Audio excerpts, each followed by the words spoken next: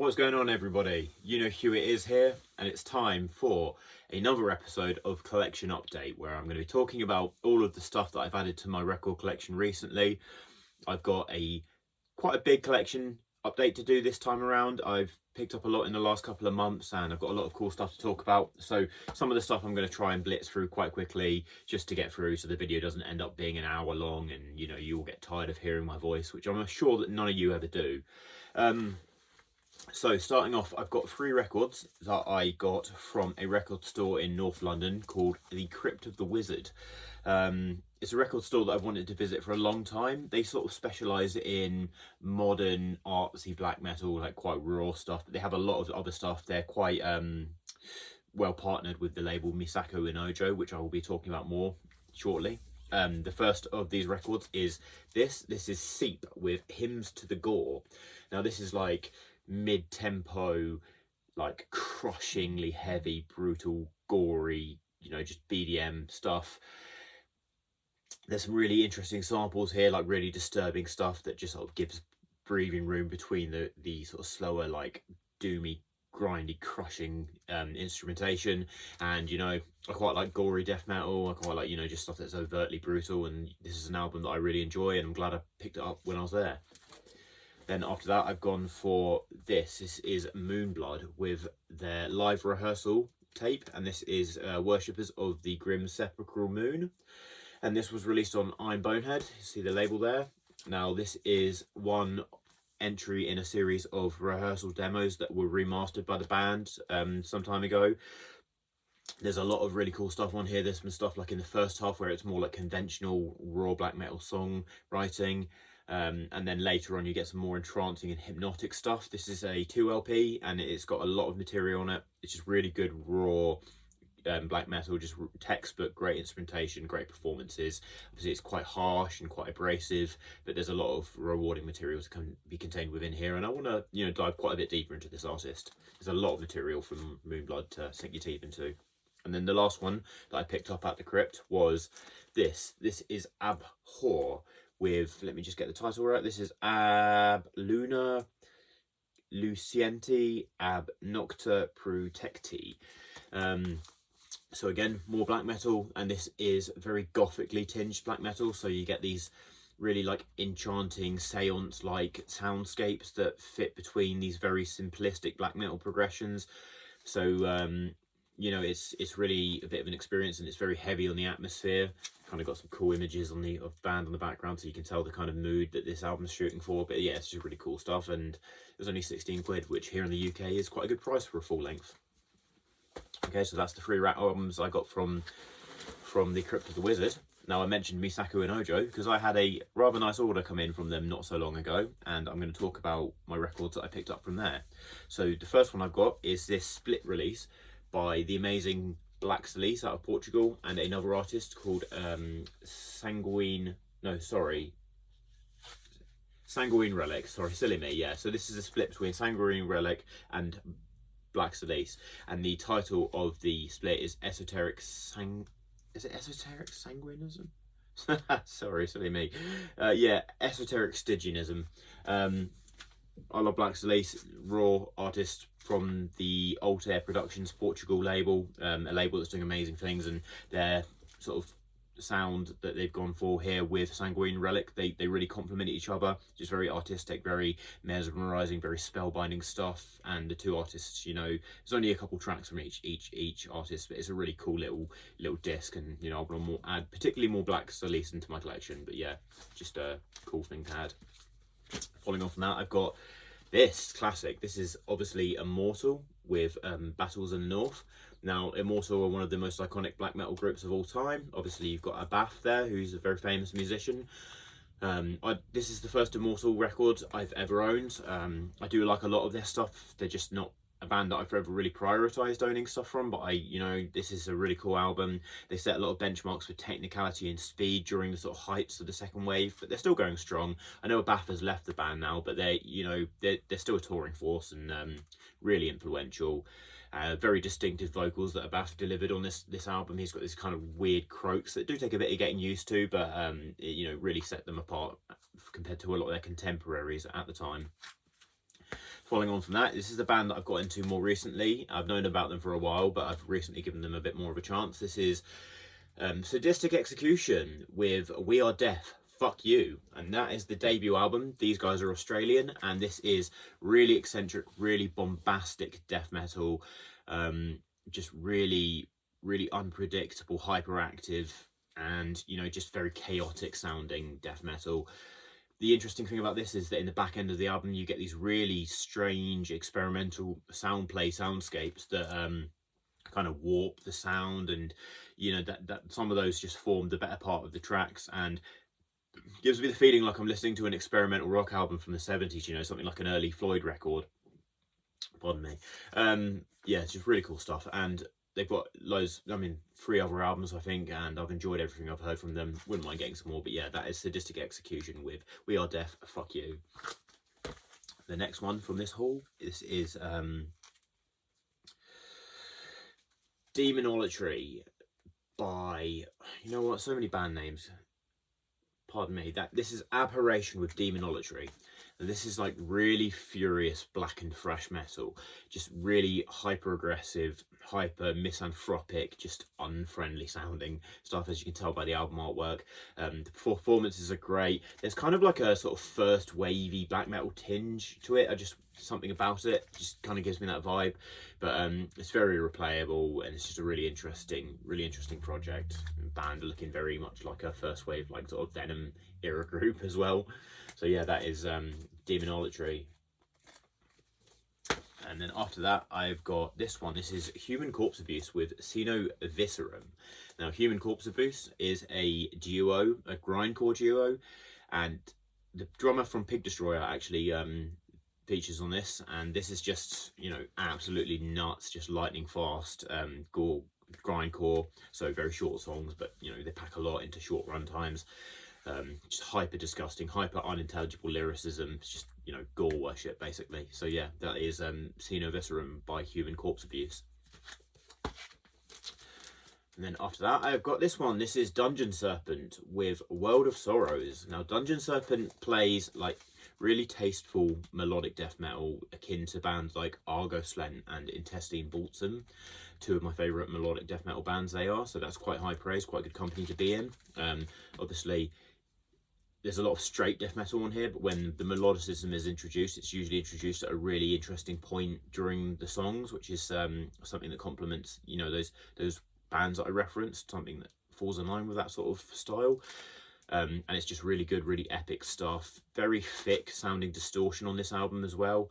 So if you like those 2 bands that I mentioned, you know, or you just like melodic death, or you just like, you know, postmodern death metal, traditional death metal, this is the kind of sort of thing you'd probably enjoy. That is Dungeon Serpent with World of Sorrows. Very nice artwork on that one as well. I love classical landscapes. Okay, cool. So that is the Misaku and Ojo haul. Now I've got some records that I picked up individually. Go back to front. So the first one I've got is the Ruins of Beverast with the Thule Grimoires. Now, this isn't the most recent. This is the one that came before the one that just released. By the way, the Templeschaf album that just came out, I think it came out in January. I've just released a review for that on the Zine, so you should check that out.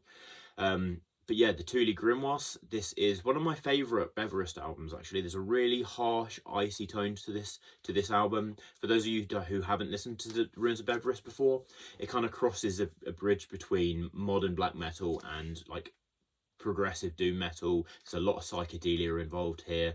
There's some interesting electronics, particularly on the opening track, and I really just love the dark and despondent, but also like secretive and magical vibe that you get from this album. It's quite expansive. It's another 2 LP, and Ruins of Beverast is known for like longer form songs, often eclipsing the 10-minute mark. But yeah, that is the Ruins of Beverast with the Thule Grimoires. Very good live artists as well, by the way. After that, I've gone for the amazing God Dethroned with the Lair of the White Worm. Now, God Dethroned is a band that I got into very heavily last year. They're now one of my favourite melodic and sort of black and melodic death metal bands. In my opinion, they haven't got a weak album. They've got some ones that are better than others, but this is one of my favourites, the Lair of the White Worm. I think the title tracks are awesome. I think, you know, the way that a track like Sigma or Enigma or Rusty Nails has that really catchy anthemic nature that you get on a lot of the tracks here. It's just really fun stuff. You know, they're just very memorable songs, and they have their own sound as far as melodic side of that sort of death metal and black metal goes. They don't fall into the like At the Gates kind of stereotype, so you're getting quite a unique sort of approach on here. And you know, I love this band. I want to get so much more of their stuff. That is God Dethroned with the Lair of the White Worm. And after that, I've got Incantation, which I've shown also on this channel a couple of times before. This is Diabolical Conquest, which is one of their earlier albums, and I think the first three now, like their trilogy. They're not actually a trilogy, but they're often grouped together as like 3 classic albums that they released in their early career. Obviously everyone knows Incantation as playing like a kind of lucid and abstract style of death metal, and being a really big influence on that style as a whole. With Diabolical Conquest, they actually take a more conventional route. It's still an Incantation album in the sense that the instrumentation is very abstract and almost hard, deliberately hard to pick out and murky. You know, you can't tell what's going on in the album artwork. I've always said that, particularly on these albums, the album artwork really represents the Incantation sound, but there is a lot more sort of conventional songwriting in terms of death metal instrumentation and riffage than you'd find on a lot of Incantation albums. So it has quite a unique sound amongst a lot of their albums. So I'm really glad to own that. That is Incantation with Diabolical Conquest. Guys, I'm going to list all of the albums below. If you can't hear what I'm saying, or for whatever reason you don't catch a song title, an album title, pardon me, or title of any of these records. This next one is an artist that I've wanted to get more of, and I really love this artist. This is Muvitium. And the title of this is Unvermint's Token. Now, Muvitium is a raw black metal artist, very raw, very tinny sounding, but there's a real focus on nature in this sort of stuff. In this style, it's very cold, very frostbitten, but this feels like you're walking through a forest in the dead of night under shimmering stars. I've shown another Muvitium album on this channel before, but I really love this artist. I think everything I've heard from them has been really good. You know, look at the band logo, great logo, great album artwork, just really cool atmospheric stuff. Raw as all hell, but not so unapproachable in the way that certain kinds of raw black metal is. This is more in the vein of your Passage de Verse of the black metal underground. Yeah, great stuff. That is absolutely fantastic. That is Muvitium with Under Vermint's Token.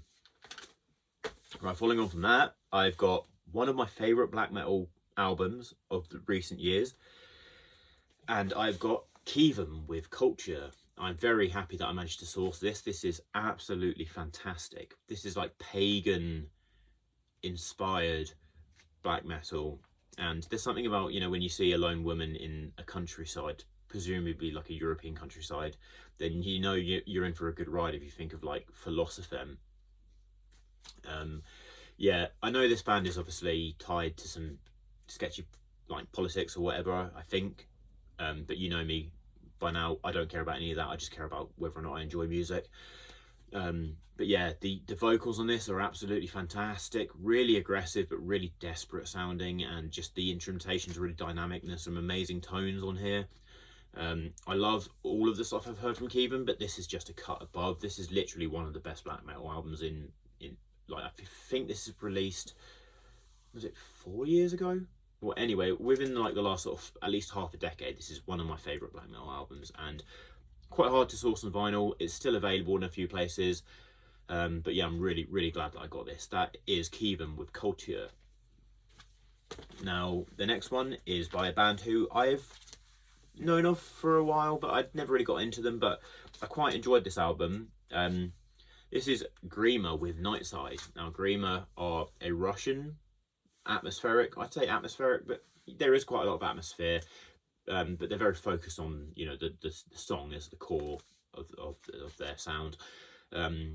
Black metal, I'd say it's not like the most straight, like tremolo picked stereotypical black metal. They definitely have their own thing going on. Grima have an interesting aesthetic where that image there actually represents one of the masks that the band wear. They wear these hand carved wooden masks whenever they're seen in a performance, in a video or on stage. and all of their, you know, promotional material. But this album, Nightside, is supposed to thematically represent the environment of like the Siberian plains. And there's an accompanying video for a single that was released, and that is The Night of the Silver Storm. And the video for that is so cool. They're like playing by some river, in the forest by some river, obviously in Siberia and Russia, in what looks like could be -20, -30 degree weather, but they're just out there rocking out to this song, and it's a really beautiful song. Interesting thing about Grima is that they feature a kind of accordion that features in a lot of their music, and I don't think it's actually an accordion. I think it's a kind of Russian instrument. It's very similar to an accordion, but the way that complements their sound, it doesn't interfere with it too much, particularly on this album, and it is absolutely beautiful. This is just really, really great stuff. I've listened to this a lot since I got it. I got this like 3 weeks ago, but I've not stopped playing it. Really, really good stuff. That is Grima with Nightside. And then last but not least, I have got another grindcore album. I mentioned Pig Destroyer earlier in the video. Well, I've got a Pig Destroyer album, and this is Phantom Limb. Now, Phantom Limb followed on from what are considered two of the greatest grindcore albums of all time, one of those being my favourite grindcore album. This is furious, fast, intense, loud. You can say that for any Pig Destroyer release, but actually in a lot of regards, the mixing is louder than it had been on any of their previous albums. The songs are faster. It features the usual standard of J.R. Hayes's, you know, distinctive, beautiful meets stomach-churning, crazy, deranged lyricism, and it's just a really fun time from front to back. The guy from Baroness, I can't remember his name, but he did the album artwork for this, so it's obviously got that very distinctive style, very pretty, but very obviously. It's really cool because like his style, there's a lot of really, you can tell he's got a lot of skill with, you know, making really pretty images, but there's a lot of strange stuff going on. He did one for the band Kavelasak as well, which is literally just like a really pretty image of some birds shitting on people from what I can remember. But yeah,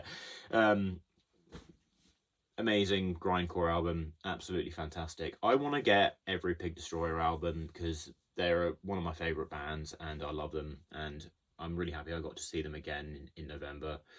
They're touring the UK again at some point, I think, coming up. I might have to go see them. But yeah, that is Pig Destroyer or Phantom Limb. So guys,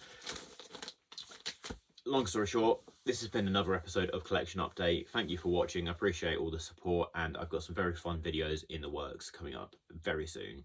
As always, stay brutal. You know who it is.